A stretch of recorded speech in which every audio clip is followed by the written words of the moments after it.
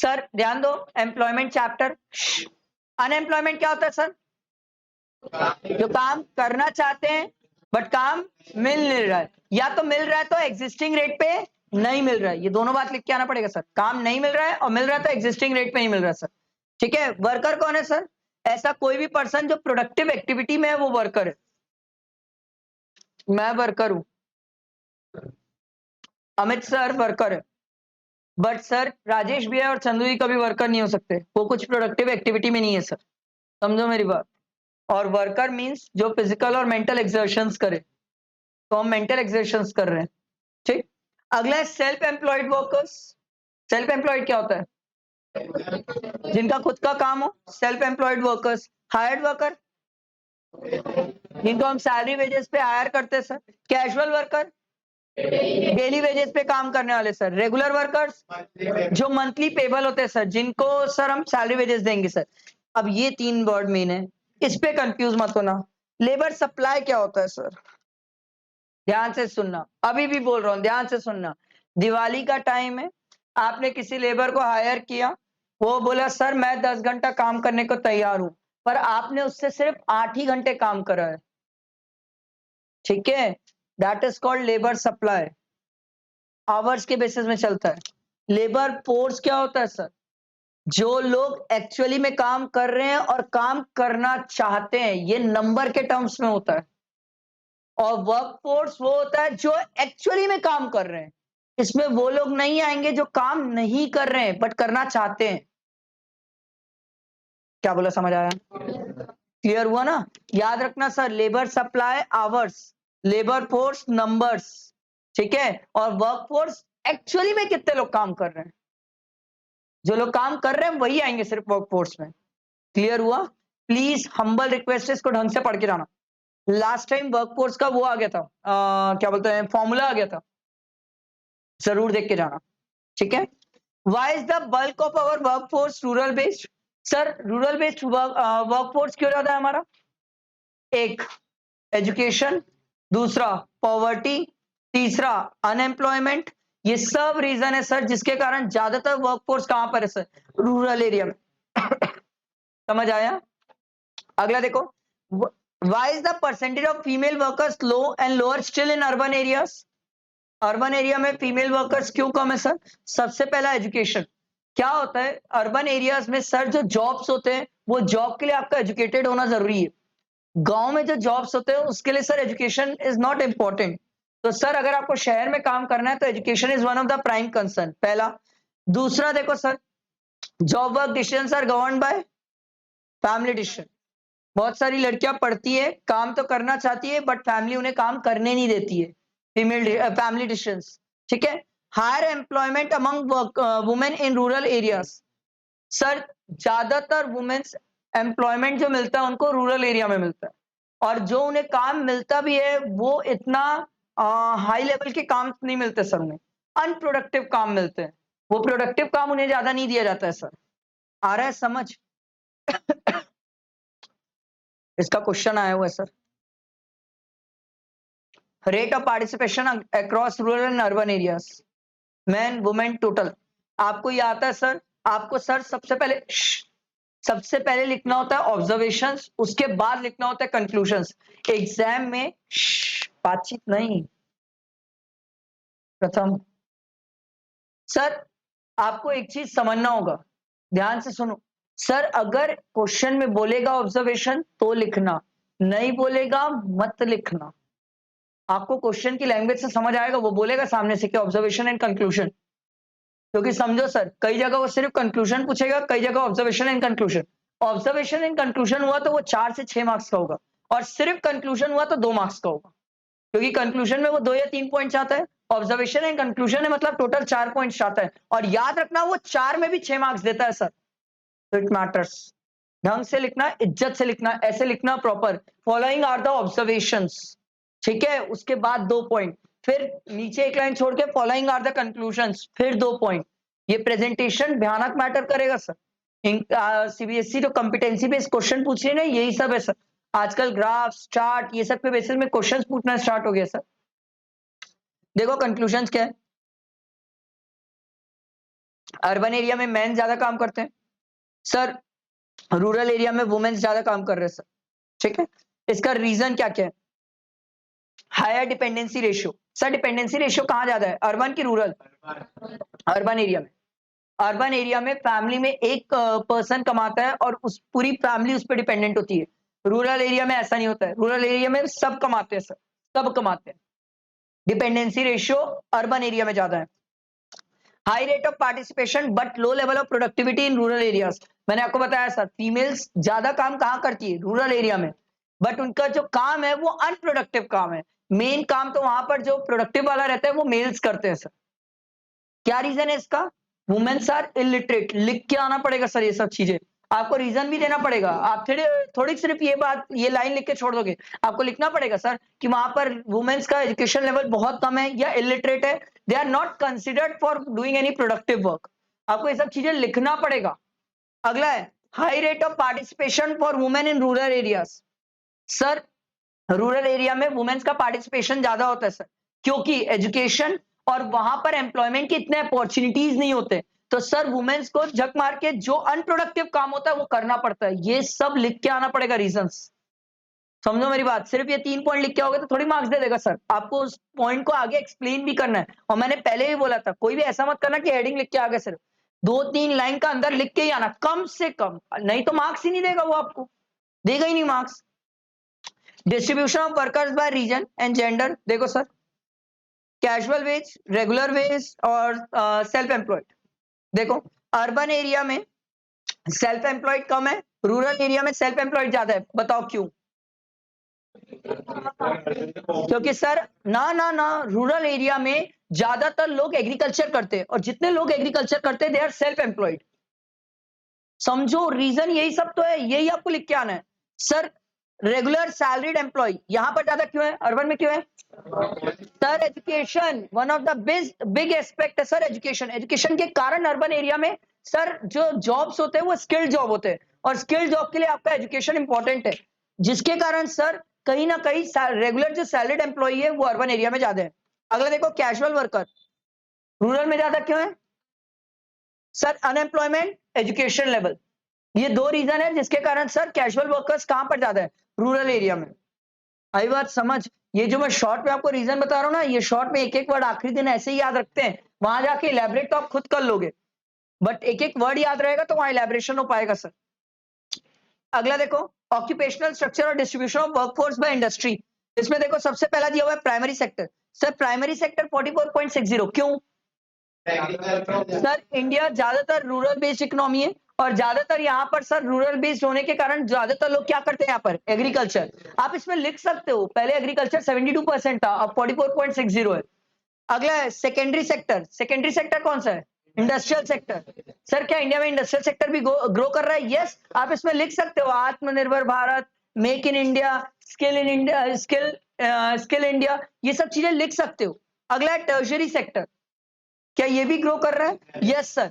इसमें भी आप लिख सकते हो sir service sector is growing very fast, क्योंकि सर कहीं ना कहीं सर्विस जो प्रोवाइड की जा रही है उसमें एजुकेशन की इतनी रिक्वायरमेंट नहीं होती है। सर्विस प्रोवाइड करने के लिए सर एजुकेशन इतना ज्यादा रिक्वायरमेंट नहीं होता। आप चाहो तो जोमेटो का एग्जांपल ले लो, जोमेटो में जो डिलीवरी बॉय है उसका इतना ज्यादा पढ़ा लिखा होना जरूरी नहीं है सर। आ रही बात समझ? आप चाहो तो ये भी लिख सकते हो गवर्नमेंट जॉब 10th के बाद मिल जाते हैं सर। सर्विस सेक्टर जॉब्स के लिए education is not very much important. हो सकता है सर आपका एजुकेशन ना भी हो तो भी आपको जॉब्स मिल जाए। समझ आ रहा है? और रीजन लिख सकते हो, एक और रीजन बहुत अच्छा लिख सकते हो कि सर इंडिया में इंफ्रास्ट्रक्चर बहुत कम है, इंडस्ट्रियल इंफ्रास्ट्रक्चर, जिसके कारण भी लोग सर्विस सेक्टर में सबसे ज्यादा मूव कर रहे हैं। आई बात समझ? मैंने आपको समरी बुक में सब चीज दी है सर। ठीक है, अगला देखो sir distribution of rural urban workforce across different sector. देखो सर प्राइमरी सेक्टर में, प्राइमरी सेक्टर में देखो सर, रूरल में और अर्बन में देखो सर, शहर में खेती नहीं की जाती है, खेती सबसे ज्यादा कहां पर होती है, गांव में। ठीक है sir, secondary sector, secondary sector देखो सर सबसे ज्यादा कहां पर है, इंडस्ट्रियल सेक्टर आपको सबसे ज्यादा कहां पर मिलेगा, अर्बन एरिया। क्यों सर? क्योंकि मार्केट के पास ही सबसे ज्यादा इंडस्ट्रीज होती है, क्योंकि वो अपने प्रोडक्ट को बेच पाएंगे सर। रूरल में बहुत कम होता है सर। उसके बाद टर्शियरी सेक्टर देखो, क्यों? एक एजुकेशन है, और sir easy to get service, मतलब आप इजी अनएम्प्लॉयड पर्सन को भी आप ये सेक्टर में ला सकते हो सर। आ रही बात समझ? देखो sir, distribution of male female across different sectors, ठीक है, आप इनको एक बार रीड करना सर। मैंने आपको बहुत सारे रीजंस एक्सप्लेन किए, अगर आप 2 बार प्रथम बाहर, सर अगर आप 2 में भी रीजन ध्यान से सुनोगे ना सर, ये बहुत काम आएगा, बहुत काम आएगा सर। आप ही लोगों को लिखना है सर, और जब मैं क्वेश्चन प्रैक्टिस कराऊंगा ना, तब इसी के टाइप के क्वेश्चंस करवाऊंगा मैं आपको, क्योंकि आपका माइंडसेट आप समझो सर। आपको क्या लग रहा है, आप पढ़े लिखे पढ़ के जो जा रहे हो यही चाहने वाला है? अगर यही आएगा तो सबको याद रहेगा, वो तो समरी बुक में है सर, कौन सी बड़ी बात। आपको दिक्कत कब आएगी पता है सर? जब कोई अचानक से ऑल ऑफ द सडन कोई नया डायग्राम नया डाटा देगा, वहां पर आपको सोचना पड़ेगा, और वहां इंस्टेंट सोचना पड़ेगा सर। आपके पास टाइम थोड़ी है कि आप 2 घंटा बैठ के वहां सोचते रहोगे। आपको ज्यादा से ज्यादा, देखो एक बात समझो सर, अगर मान लो, जैसे एक एग्जांपल दे देता हूं, 5 मार्क्स का क्वेश्चन है, एग्जाम्पल है, अगर मान लो 5 नहीं, 5 का तो आता ही नहीं ना, 4 6, मान लो 4 मार्क्स का क्वेश्चन है सर। अगर आपका 4 मार्क्स का क्वेश्चन है, तो मैक्स टू मैक्स अति में आप 10 मिनट से ऊपर नहीं दे सकते। 11 मिनट भी दिए तो अगला एक क्वेश्चन छूटने वाला है। तो आप समझो 10 मिनट में आपको सोचना भी है, लिखना भी है। ये कब हो पाएगा? जब आपकी पहले से प्रैक्टिस रहेगी, अदरवाइज ये नहीं बनेगा सर, क्योंकि ये बहुत नई चीज होती है, वहां पर ये नहीं आएगा सेम से। सेम आ गए तो बात ही अलग थी सर, तब तो बात ही अलग है, आपको याद रहेगा। अगला है जॉबलेस ग्रोथ, ये क्या होता है सर? जहां पर सर ग्रोथ तो कर रही है इकोनॉमी, जीडीपी बढ़ रही है, बट सर ये ग्रोथ जो हो रहा है उसमें लोगों को एम्प्लॉयमेंट नहीं मिल रहा है सर, बल्कि उनकी एम्प्लॉयमेंट कम होती जा रही है। रीजन ये है सर, क्योंकि हम सबसे ज्यादा क्या यूज कर रहे हैं? टेक्नोलॉजी। देखो sir, why people are relying more on technology less on employment, क्यों सर? क्योंकि सर सिंपल सी बात है, टेक्नोलॉजी से प्रोडक्शन इफिशियंसी ज्यादा रहती है, और जितनी भी बड़ी कंपनीज है एमएनसीज, ये सब टेक्नोलॉजी बेस्ड चलती है सर, जो बाहर से आ रही है। ये ऐसा इसलिए हो रहा है सर, क्योंकि इंडिया में चल रहा है ग्लोबलाइजेशन। ग्लोबलाइजेशन मीन्स जहां पर गवर्नमेंट आपको सर लिबरल करती है कि आप बाहर से न्यू टेक्नोलॉजीज क्या कर सकते हो? इंपोर्ट कर सकते हो। आई बात समझ? कैजुअलाइजेशन क्या होता है सर? जो कैजुअल बेसिस में वर्कर्स काम करते हैं, that is known as casualisation. ये भी इंडिया में बढ़ते जा रहा है सर। फ्रीलांसर सुने हो? कैजुअलाइजेशन, जहां पर कैजुअल बेसिस में काम करते हैं, सैलरीड पर्सन नहीं है, कैजुअल बेसिस में कुछ पर्टिकुलर काम है तो काम करेंगे, बात खत्म। इंक्रीजिंग इंसिडेंस ऑफ कैजुअलाइजेशन, देखो sir, the bulk of the self employed workforce is found in rural areas. ये जितने भी किसान हैं, ये किसान लोग सब शहर में आते हैं और रोजी में काम करते हैं, अपना शाम को निकल जाते हैं। People are not getting non farm jobs, sir लोगों को जॉब और एम्प्लॉयमेंट नहीं मिल रहा है। नहीं मिलने के कारण कैजुअल वर्कर्स बढ़ते जा रहे हैं। आप लोग वो सुनो ना, क्या बताए, डिजिटल मार्केटिंग वाले लोग, सुनो ना सर, ये देखना, अपने आप को डिजिटल मार्केटर, फ्रीलांसर एंड पता नहीं क्या क्या बोलते रहते हैं, ठीक है। इन लोग को जॉब्स प्रॉपर मिल नहीं रहे, तो अब ये तो नहीं बोल सकते ना अपन अनएम्प्लॉयड है, बेरोजगार तो नहीं बोल सकते। तो थोड़ा सा रिस्पेक्ट के लिए अपने आप को फ्रीलांसर या क्या डिजिटल मार्केटिंग बोल लेते हैं, वो सब कर रहे करके। Even there is the disguise unemployment. Disguise unemployment क्या था? जितने लोगों की जरूरत है उससे ज्यादा काम कर रहे हैं, ठीक है। याद रखना सर, डिस्गाइज अनएम्प्लॉयमेंट फीमेल्स में बहुत ज्यादा है। फीमेल्स में डिस्गाइज अनएम्प्लॉयमेंट जाता है, और वो भी कहां पर? रूरल एरियाज में, ठीक है, ये ध्यान रखना सर। इनफॉर्मलाइजेशन क्या होता है सर? जहां पर लोग फॉर्मल सेक्टर से किसमें शिफ्ट हो रहे हैं? इनफॉर्मल, ठीक है। फॉर्मल सेक्टर क्या होगा सर? जहां पर सर 10 या 10 से ज्यादा वर्कर्स काम कर रहे हैं। और याद रखना सर, फॉर्मल सेक्टर की ये बात पहचान है कि ये लोगों को प्रोविडेंट फंड में पैसा मिलेगा, ग्रेच्युटी का मिलेगा, पेंशन का पैसा मिलेगा। इनफॉर्मल सेक्टर वो है सर जहां पर 10 से कम लोग होते हैं सर, इन लोगों को ग्रेच्युटी, पेंशन, प्रोविडेंट फंड कुछ नहीं मिलता सर। ये इनफॉर्मल सेक्टर है, ठीक है। इसका डिफरेंशिएशन अच्छा होता है। टाइप्स ऑफ एम्प्लॉयमेंट देखो, सबसे पहला है डिस्गाइज अनएम्प्लॉयमेंट, अब भी बताया सर। इसके रीजन आ जाते हैं लिखने को कि डिस्गाइज अनएम्प्लॉयमेंट क्यों है सर। लोगों के पास जॉब अपॉर्चुनिटीज कम है सर, जॉइंट फैमिली सिस्टम है सर, यहाँ पर जो पर पर्सन कंट्रीब्यूट करता है वो बहुत कम कंट्रीब्यूट करता है। डिस्गाइज अनएम्प्लॉयमेंट सबसे ज्यादा रूरल एरिया, आप एग्जाम में आराम से लिख सकते हो sir, in agriculture sector in rural areas there is a huge scope for disguise unemployment. जहां पर जितने लोगों की जरूरत है उससे ज्यादा लोग काम कर रहे हैं। सीजनल अनएम्प्लॉयमेंट याद है? पर्टिकुलर प्रोडक्ट की आप फार्मिंग कर रहे हो, तो जब तक सर उस प्रोडक्ट का सीजन चलता है तब तक सर आप एम्प्लॉयड रहते हो। जैसे उसका सीजन खत्म होता है आप क्या हो जाते हो? अनएम्प्लॉयड। सर अगर इस चैप्टर से थ्योरी क्वेश्चन आया तो इससे आता है सर, कॉजेज ऑफ अनएम्प्लॉयमेंट, इससे थ्योरी क्वेश्चन आता है। देखो सर, सबसे पहला क्या दिया हुआ है? Slow economic growth. ये one of the biggest reason है सर, बिगेस्ट रीजन है। Chhattisgarh is the best example sir, slow economic growth. यहाँ की तो इकोनॉमी ग्रो ही नहीं कर रही है, तो स्लो तो बहुत दूर की बात है। सर ग्रो करेगी तो लोगों को यहाँ एम्प्लॉयमेंट मिलेगा। आप समझो ना सर, लोग ग्रेजुएट होना बंद नहीं हो रहे, लोगों का एजुकेशन थोड़ी बंद हो जा रहा है सर, लोग तो पढ़ रहे हैं, ग्रेजुएट हो रहे हैं सर, बट उनको एम्प्लॉयमेंट कहाँ मिल रहा है सर? दूसरा है low saving and investment, this is one of the great reason sir. होता यह है, लोग सेव नहीं करते हैं, पैसा सेविंग नहीं रखोगे तो कल के दिन इन्वेस्ट कैसे करोगे? इन्वेस्ट नहीं करोगे, स्टार्टअप्स नहीं आएंगे सर, मेक इन इंडिया नहीं होगा, कुछ नया बनाओगे नहीं, तो लोगों को एम्प्लॉयमेंट कैसे मिलेगा सर? अगला है एग्रीकल्चर और सीजनल ऑक्यूपेशन, ये भी वन ऑफ द रीजन है सर। अभी दिवाली आ रही है, दिवाली के टाइम पे क्या होता है? धान कटाई होती है सर। तो धान कटाई के टाइम पे जितने फार्मर है सब चले जाते हैं अपने खेत के वहां पर और धान कटाई करते हैं सर। जैसे ही दिवाली बीतती है, दिवाली के बाद सबसे ज्यादा ये फार्मर मतलब जितने भी किसान है, वो क्या करते हैं? अपनी जमीन को खाली छोड़ देते हैं कुछ टाइम के लिए, उसके बाद खेती करते हैं। तो कुछ टाइम तक बहुत अनएम्प्लॉयमेंट होता है, बहुत ज्यादा मैसिव अनएम्प्लॉयमेंट होता है। इसलिए देखना, कई बार आपके घर वाले लोगों से सुनना, पापा लोग जनरली बोलते हैं दिवाली के बाद यही वर्कर को बुलाना, आधे रेट में आ जाएगा। कारण यही होता है सर, उनके पास कोई काम ही नहीं होता, उस टाइम खेती हो नहीं पाती है। ऑब्वियस सी बात है सर, जिस रेट में आप बोलोगे वो आदमी काम करेगा, उसकी मजबूरी होती है सर। ठीक है। अगला देखो sir, lack of irrigation facility, ये भी one of the great concern है सर, जिसके कारण अनएम्प्लॉयमेंट होता है। अगर प्रॉपर इरिगेशन फैसिलिटी नहीं है, सर पानी ही नहीं है, तो फार्मिंग कैसे करोगे सर? अगला है लिमिटेड मोबिलिटी ऑफ लेबर, ये one of the great cause है सर। आज भी बहुत सारी जगह है सर जहां से अपन लेबर को एक जगह से दूसरी जगह शिफ्ट नहीं कर पाते, नहीं कर पाने के कारण वहां पर अनएम्प्लॉयमेंट हो जाता है, क्योंकि सर वो लोग काम तो करना चाहते हैं बट काम करने कहीं जा नहीं पा रहे हैं या काम मिल नहीं रहा है सर। अगला देखो sir, rapid growth of population, ये तो one of the big concern है sir, one of the very big concern. हम इस पे बहुत सोचे, इसीलिए पॉपुलेशन बिल भी आने वाला था, बट हमने चाइना को देखा और चाइना को देख के हम रुक गए कि वो वन चाइल्ड पॉलिसी लाया। वन चाइल्ड पॉलिसी लाने के बाद चाइना की 60 टू 70% ऑफ द पॉपुलेशन बुड्ढों की हो गई है, और बुड्ढों से देश नहीं चलता, युद्ध से देश चलता है। तो सर सिंपल सी बात है, उनको देख के हम रुक गए। बट ये one of the big concern है सर, जिसके कारण भी सर अनएम्प्लॉयमेंट बहुत ज्यादा है सर। आई बात समझ?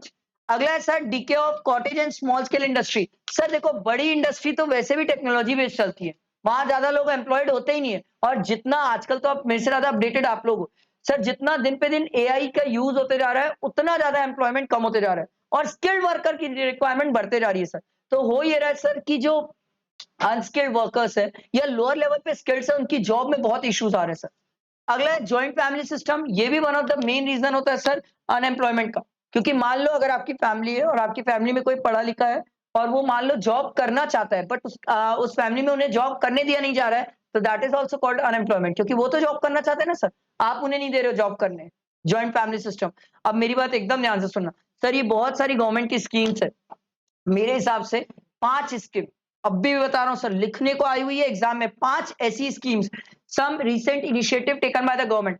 5 स्कीम पढ़ के जाना, कब आई और किस डेट की थी और क्या हुआ उस स्कीम में, एकदम पढ़ के जाना। 5 स्कीम लिखने को आई हुई है, मैं आपको छठवीं भी नहीं बोल रहा हूं, सिर्फ 5, कोई भी 5 रैंडमली आप सिलेक्ट करिएगा सर, बट 5 स्कीम पढ़ के जाना सर, क्योंकि एग्जाम में इसका क्वेश्चन आया हुआ है। नहीं पढ़ के जाओगे तो आप खुद से स्कीम थोड़ी बनाओगे बे, खुद सरकार थोड़ी को भी, आप तो स्कीम बना नहीं पाओगे, तो जो बनी हुई स्कीम है उसी को पढ़ना पड़ेगा सर। तो पढ़ के जाना तभी लिख पाओगे सर। आई बात समझ? समझ आई बात?